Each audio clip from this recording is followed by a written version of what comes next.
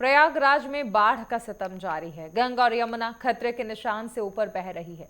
प्रशासन की ओर से 84 सेंटीमीटर को खतरे का निशान माना गया और अब जल स्तर उसी निशान पर पहुंच गया है। लोगों की मदद के लिए तमाम तैयारियां की गई हैं और यहां तक कि जो लोग इसमें फंसे हुए हैं उन्हें टीम्स के द्वारा मदद दी जा रही है।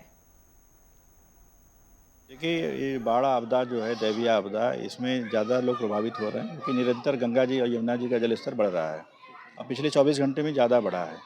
तो जो विस्थापित करके लाए जाने वाले लोग हैं, इनकी संख्या अत्यधिक बढ़ गई है और अपेक्षा से अधिक बढ़ गई है। इसमें सिविल डिफेंस, पुलिस प्रशासन, मेडिकल टीम और जितने भी डिपार्टमेंट्स हैं, सबकी ड्यूटीज़ डिस्ट्रिक्ट मजिस्ट्रेट साहब की स्तर से लगाई जा चुकी हैं। कंट्रोल रूम निरंतर 24 घंटे क्रियाशील है। इसी के अलावा सीएमओ साहब के यहाँ एक अलग कंट्रोल रूम संचालित हो रहा है। नगर निगम की टीम जो है सैनिटेशन सब देख रही है। तो जो यहाँ खान-पान की व्यवस्था है, फूड सेफ्टी डिपार्टमेंट उसमें सुरक्षा के मानकों की जांच कर रहा है। संबंधित विभाग उसको देख रहा है निरंतर। आपदा प्रबंधन का कार्य बेहतर ढंग से हो सके, इसलिए सिविल डिफेंस के स्वयंसेवक नगरीय क्षेत्र के समस्त शेल्टर हाउस पर तैनात किए गए हैं, जो कि हम लोगों ने अभी करीब 10 सेंटर देखा और 10 सेंटर पर हमारे सिविल डिफेंस के लगभग 300 स्वयंसेवक जो है वो विभिन्न पालियों में लगाए गए हैं। तो मैं कह सकता हूँ community is the first responder और अगर समाज के लोग प्रशिक्षित होंगे तो निस्संदेह इस आपदा का मुकाबला कर सकते हैं। नहीं, मदद तो की जा रही है एनडीआरएफ और एसडीआरएफ की तरफ से। हम लोग 2 दिन से फंसे हुए थे, आगे भी पानी आ गया था और टीम के द्वारा लगातार मदद जारी है, रेस्क्यू ऑपरेशन किया जा रहा है। अब हम लोग आगे सुरक्षित स्थान तक आगे लिए जाएंगे। प्रशासन की इन बेहतरीन सेवाओं के लिए कितना धन्यवाद देंगे सरकार को? प्रशासन को इस सेवा के लिए हम बहुत बहुत आभार व्यक्त करते हैं। सरकार और प्रशासन दोनों अपना काम कर रही है और टीम के जो सदस्यगण हैं ये भी अपना सही से ईमानदारी से अपना काम कर रहे हैं और इनका भी मैं बहुत बहुत आभार प्रकट करना चाहता हूँ। सिविल डिफेंस का गठन इसी उद्देश्य से हुआ ही है, युद्धकालीन परिस्थितियों से निपटने के लिए और आपदा प्रबंधन के लिए। तो ये एक हमेशा हर एक साल को छोड़ करके या प्रतिवर्ष ये आपदा के रूप में यहाँ पर बाढ़ एक समस्या है और बाढ़ का आना यहाँ पर आती रहती है बाढ़। और आप देख रहे होंगे कि गंगा और यमुना का जलस्तर बढ़ा है और एक खतरे के निशान के लगभग पहुंच चुका है और इसकी संभावना है कि 2-3 दिन के अंदर और ये ऊपर जाएगा। तो इस दृष्टिगत इसके हम लोग सारी हमारी टीम की अंदरूनी तैयारी है। हमारे वार्डन जो इसके लिए अच्छे तरीके से, चूँकि इससे अच्छी तरीके से ट्रेंड भी हैं और लोगों को सुरक्षित स्थान से निकालना, उनको शेल्टर स्थान तक पहुंचाना और उनको जो भी यहाँ पर भोजन या जो भी दवाइयाँ या मेडिकली एड, हर तरीके की उनकी मदद में हम लोग बराबर सहयोग कर रहे हैं। प्रयागराज में हैं और इस समय हम लोग छोटा बघाड़ा और बड़ा बघाड़ा जो बाढ़ग्रस्त इलाके हैं देख सकते हैं कि पूरा जलमग्न है। हमारे ठीक पीछे इसमें हम लोग स्टीमर में बैठे हुए हैं और जो एनडीआरएफ के जो लोग हैं, एसडीआरएफ के लोग हैं, वो यहाँ पर लोगों की मदद के लिए स्टीमर लगी हुई है, नावें भी लगी हुई हैं और हम दिखाने की कोशिश करेंगे जो हमारे सहयोगी हैं। देखिए किस तरह से जो मकान है वो 1 मंजिला यहाँ पर डूब चुके हैं और जो लोग हैं उन्हें राहत के लिए जो है जो टीमें हैं वो लगी हुई हैं।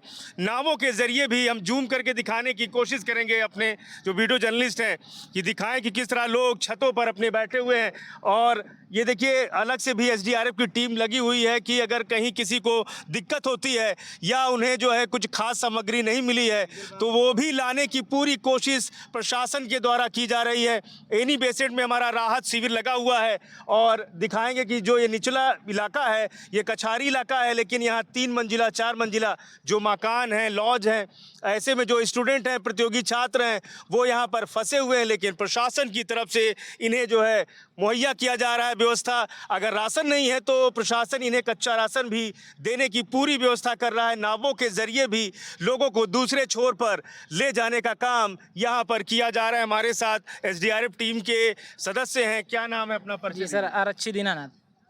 जी, क्या कहेंगे किस तरह से लोगों की मदद कर रहे हैं, किस तरह से राहत पहुंचा रहे हैं? राहत सर, गवर्नमेंट की गाइडलाइन के थ्रू जो हमें राशन सामग्री मिलती है उसको हम वहाँ के जो गणमान्य लोग रहते हैं उनके थ्रू बंटवाया जाता है। साथ साथ में हमें भी जो सूचना मिलती है हमारे सेंटर से उस तुरंत कार्रवाई की जाती है और जो पीड़ित लोग हैं उन्हें बचाया जाता है। कहाँ कहाँ इसका भ्रमण आप कर रहे हैं? इस समय सर हम वहाँ पे रेस्क्यू के लिए, मतलब बाढ़ग्रस्त के लिए, क्या नाम है, नागवासुकी पे लगे थे। इससे पहले मैंने कांवड़ ड्यूटी पूरा संपन्न कराया है जी। प्रशासन की तरफ से बहुत ही लोग साधुवाद दे रहे हैं, धन्यवाद दे रहे हैं, टीमें आपकी लगी हुई हैं।